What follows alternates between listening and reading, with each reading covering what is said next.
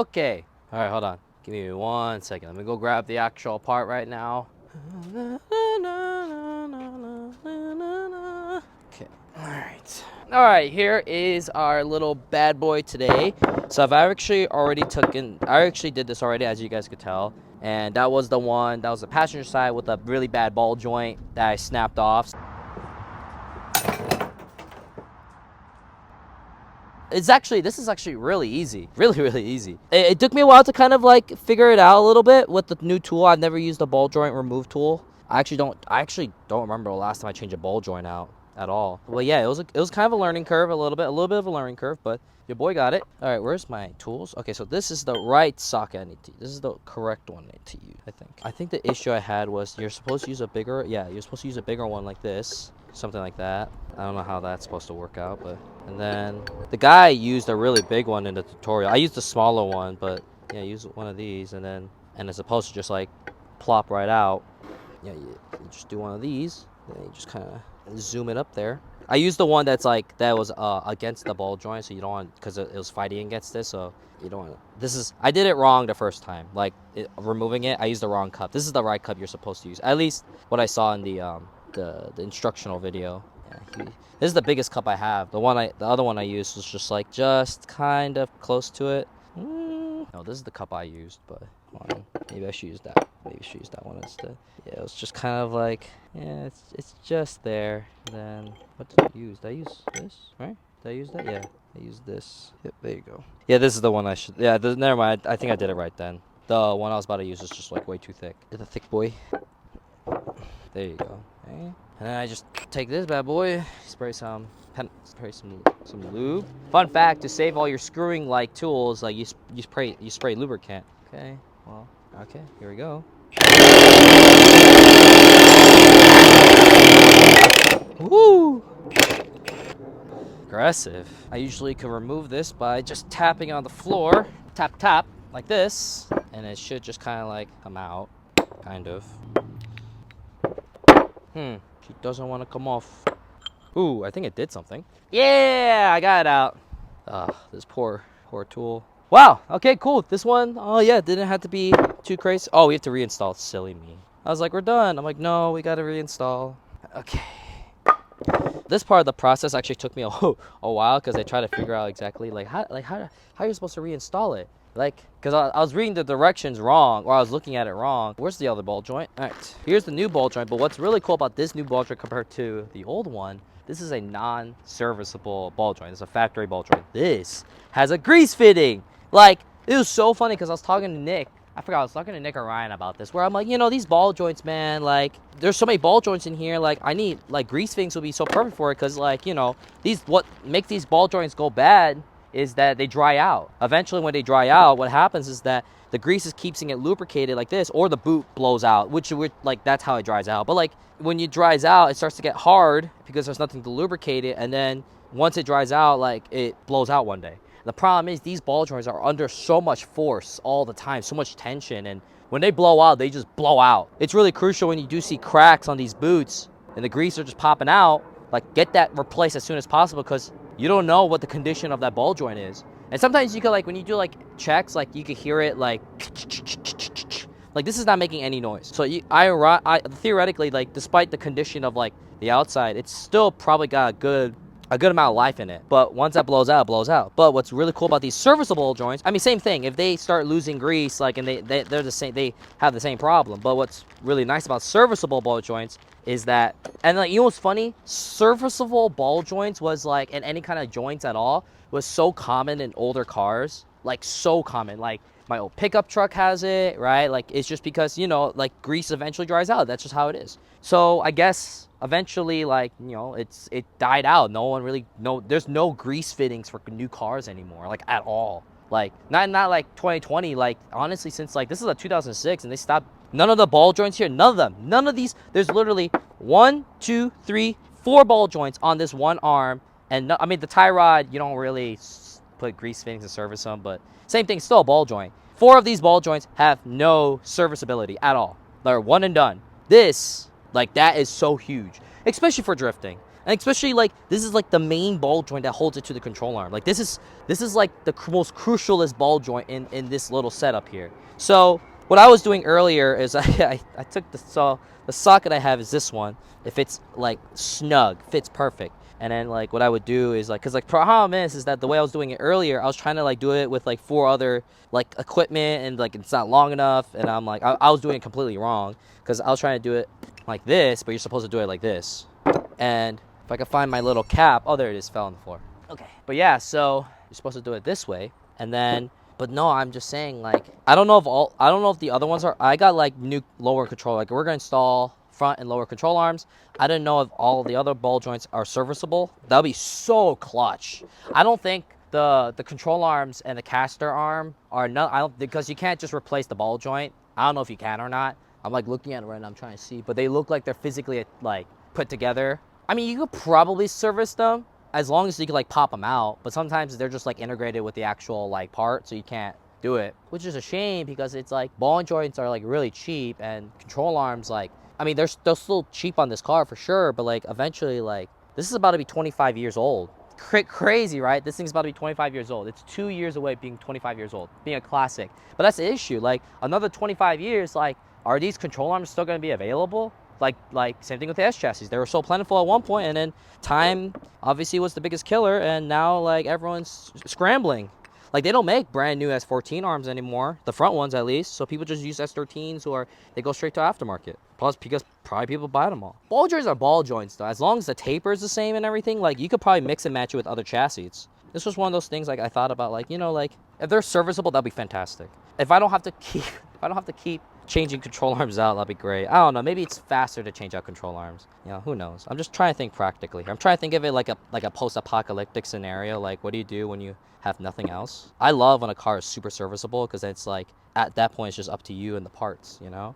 Okay, so now this is ready to go. Like I said, lube, and ready to go. Ooh, there you go.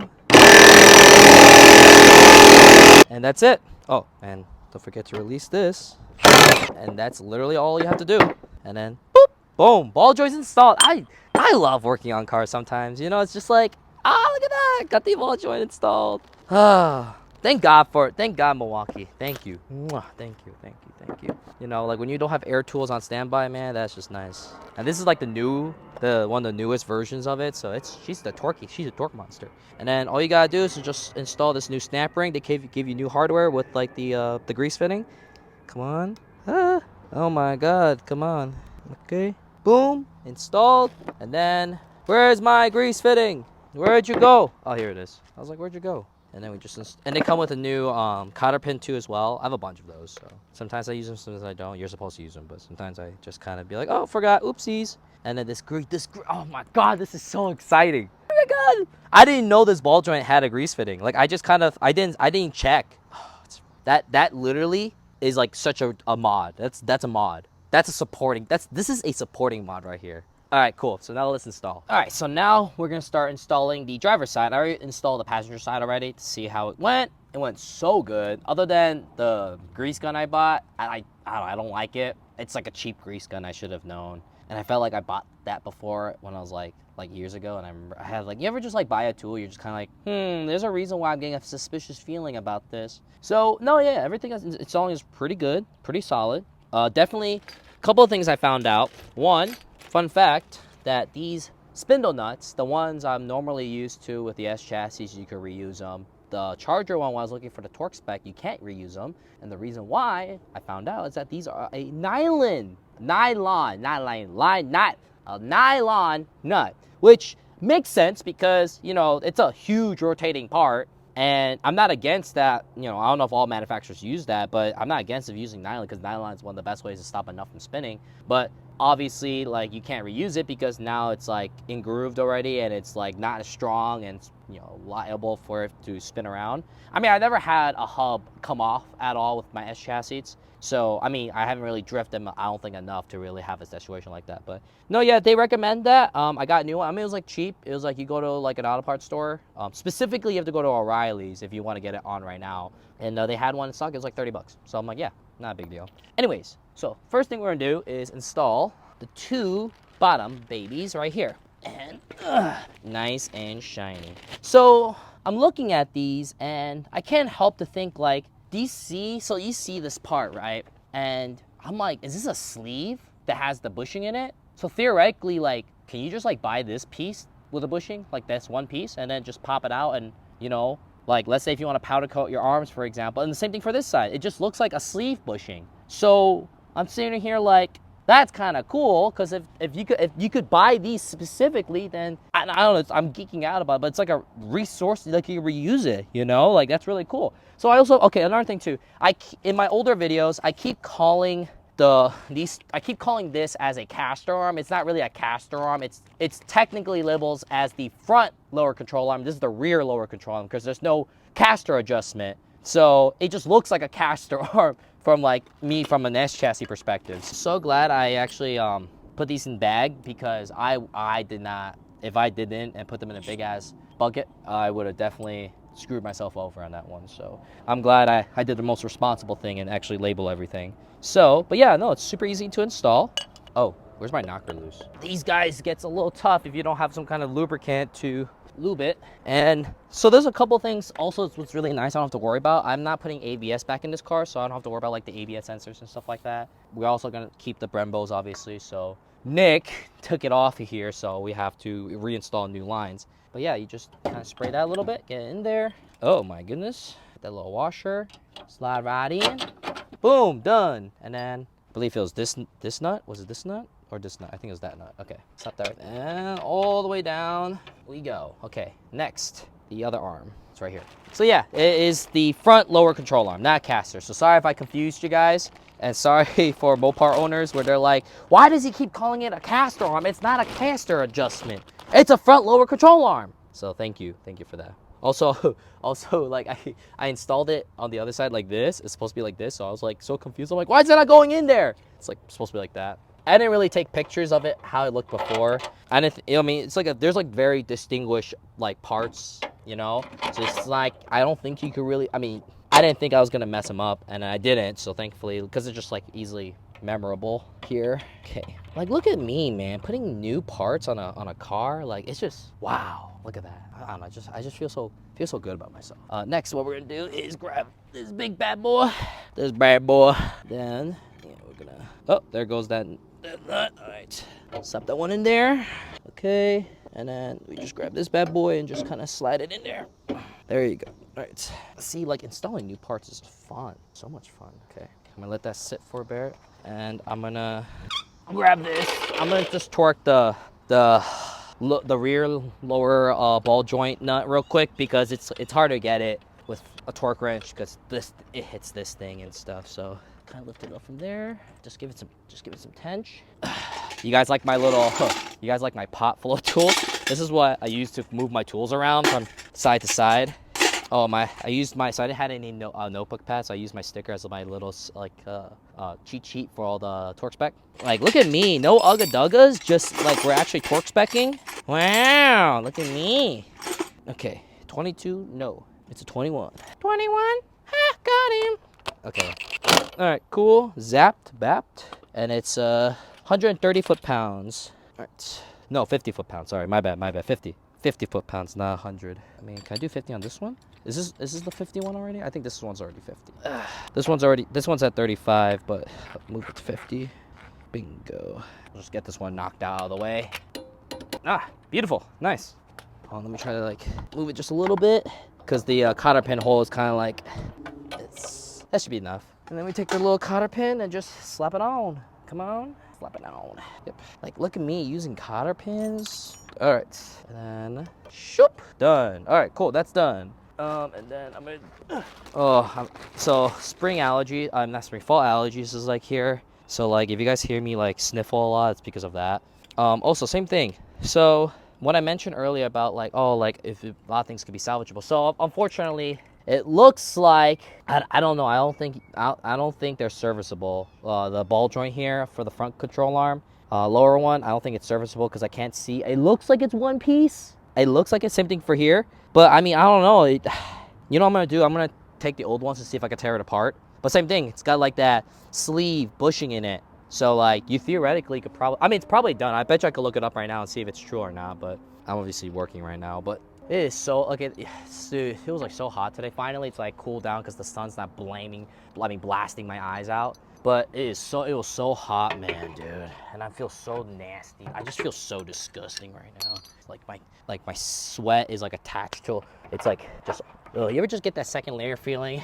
You know what I'm talking about? Where you feel like your sweat becoming like a second part of your skin. That's how I feel right now, just nasty. Like when I went to the auto parts store to get the new spindle nut, and I saw King Spa. I don't know if you guys know what King Spa is. Pretty much like just an Asia. It's a Korean spa. It's no it's no different than any other spa really. And I was like thinking to myself, you know, I kind of deserve a spa. You know, I was trying so hard not to just drive into the establishment because it was like right there next to H Mart. And I was just like, oh, I'm like, no, not now. No. Oh, I need to wash this suit after today. So now we just kind of have to just lift it up and then get this nylon nut, get started. Gucci gang. And then here's what we're gonna do now. I'm gonna lift this up all the way. So I'm gonna have it, what I did for the other side, I had it kind of level a little bit, not like level, but kind of like up there, around there. That should be good. And then I'm just gonna start zapping stuff, torquing stuff down. This side, yep. Nice, beautiful, beautiful, beautiful. Same thing for that side. This is probably, oh my God, 19, yep. Then just zap it, okay. And then this one's a 50 foot-pounder, which I feel like it's already gonna be torqued already, just because the Milwaukee impact is just so good, man. Hello? Oh, it's probably a 22.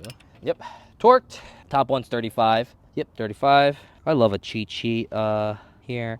I'm gonna actually get a binder and actually like write down all the torque specs. So if this is gonna be my next drift car for a long time, we need to have the information on deck all the time. Bingo, just like that. Solid. Okay, next. What I'm gonna do now is torque down these bad boys, and they're 130 foot-pounds on both sides, that one and that one. Remember, I didn't have to do anything crazy. I just took up, what was it, 21? Yeah, it was a 21, and just zapped it on. Took this. Where's that big boy socket?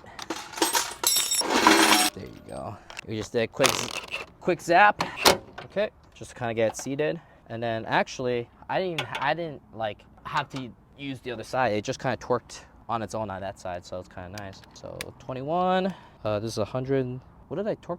Oh, this is 152. Okay, this is still, okay, I used the other torque wrench. I was like, didn't I not just use this torque wrench right now? I was like so concerned. I'm like, what did I torque? That was 152. That's not the lower control arm nuts. I was like, what the heck? Okay. Oh, this one I actually have to, there you go. Come on, come on. Just getting it seated. Come on, a little bit more. Jesus, come on. Wow, we're going, huh? Oh, come on, when's the clicking's gonna happen already? Oh my goodness. I just realized this is not supposed to be 152, it's supposed to be 130. 152 was the hub nut. I was like, now I'm like, oh, that's not supposed to be like that. Okay, 130. I wonder if I've already torqued it, that, like, already passed the torquing, because that's like another 20 something foot-pounds, 22 foot-pounds, so is it gonna click off? Oh my God, I almost rounded them.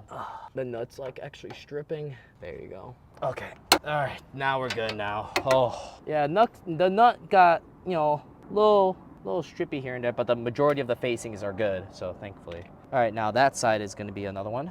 I think I could just get away with the little boy. Yeah, but it's I think it's a 19, right?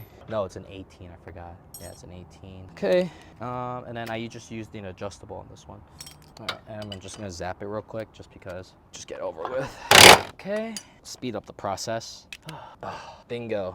All right, now that's all done. These guys are torqued, all good, in the neighborhood. And then I'm just gonna zap the top ones. I think they were like 18s? I think they were 18s. Yep, they were 18s. So I'm just gonna zap them real quick. Same thing for this side. Okay, zapped. All right, and then we just do the actual new spindle / hub install. Oh, I believe the new hub is in here. Don't need that. Hello, beautiful. Okay, all right. Before I'm gonna do that, let's see. Okay, all right. What I'm gonna do is just wipe down the existing spindle. So just clean it up real quick. Okay, and then just lube it. So, and then grab the hub. Make sure it's not too dirty. Yeah, just clean that out real quick. Okay, and then just slide that boy in. Honestly, the old hubs weren't bad at all. Oh, this lol, this is the old one. Now these are the new ones. Fresh nylon spindle nut. Slap that bad boy in. Yeah, no, the old hubs weren't bad at all, like, honestly, but I didn't want to take a risk. If I mean, like I said, if I'm gonna, might as well throw everything brand new. So at least the front end, the crucial components of the front end's all changed out. The only thing that's still old is the old knuckle, which is doesn't matter as long as the knuckle's not cracked or fractured or something. And then like the subframe, which, you know, I might just salvage one from a junkyard and just maybe make that one clean. Okay, I don't want to like dig too deep on that one because I want to finish off with a torque spec. Okay. Oh, 50. Yeah, 52 specifically a 50. Like not 50, not 150, 52, 152. Here we go. All right, and that's pretty much done. Nice. That is actually sick. That looks so good. Oh, let me take off the label now. We don't need that anymore. Yeah, I try to like, so in this project, I try to label everything because I feel like that's the smart thing to do. I can finish it off by trying to put the cap back on. Beautiful. I mean, could I probably clean that cap? Probably, because now it's like all nasty. The way I'm using knocker loose as a cleaning agent. Good enough. You won't even see it. I am so in love with that bleeder. The grease fitting. Though my only issue with this grease fitting, or maybe it's the grease gun, it's just that I'm struggling. I'm getting grease in there, but I don't think I'm getting grease there efficiently. This grease gun I bought, man, it's just, I don't know. I don't like this. I don't like this specific tool. It's like, look, it's not even coming out. Like, what am I doing wrong? Like, did I not like tighten this thing tight? I don't know. And I opened it up earlier the first time I used it. I wasted so much grease because so much grease popped out. So like, I guarantee if I open this thing up right now, it's gonna pop back out again. I might get a new one. This thing is just like, I don't like this thing. All right, I'm gonna get a different grease gun. This thing is dumb. This thing's not working. It's not working. But yeah, all right, cool. So the front suspension is all installed. The next thing I'm gonna do is install the strut. And we're gonna do traditional, since this is being an SRT, they actually came with build stings from factory. Actually, I could show you. So these are original, at least as I know, these are original. But we have the same build sting strut, but we got lowering springs. So the only thing I need to do research on right now is that this cup, usually I know these cups are supposed to be like you take this thing out to use it. So I'm gonna do some research right now, and I actually bought the spring tool for this thing. But yeah, I think I need to reuse that. Well, that's gonna be fun. So, but yeah, other than that, I'm super proud of this.